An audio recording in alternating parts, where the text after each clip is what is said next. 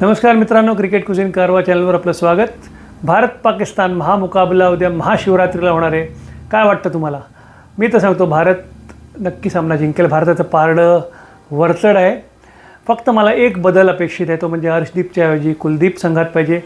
कुलदीप, वरुण चक्रवर्ती आणि अक्षर पटेल हे 3 स्पिनर आणि हार्दिक पांड्या आणि बुमराह त्यांच्या जोडीला शिवम दुबे, आपली बॉलिंग परफेक्ट होईल।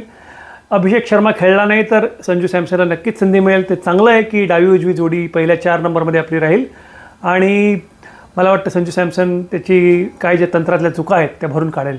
पाकिस्तानचा विचार करता मला तर त्या तारीख फारशी भीती वाटत नाही। थांबून गोलंदाजी टाकतो, कारण ते गोलंदाजीत दम नाही, तो थांबून टाकू दे, पण त्याचा एकदा बॉल ओळखला तर आपले फलंदाज त्याला नक्कीच फटकावून काढतील। अभिषेक शर्मा जर का असला तर शाहीनशाह आफ्रिदीची लाईन अँड लेंथ बिघडवणं हे त्याचं काम आहे। पण पाकिस्तानची एकंदरीत फलंदाजी बघितली तर बाबर आझम घ्या, सलमान आगा घ्या किंवा ओपनर्स घ्या, सईम आणि साहबजादा फरहान यांच्यावर त्यांची मुख्य भिस्त आहे। एकंदरीत बघता भारताचं पारडं जड आहे।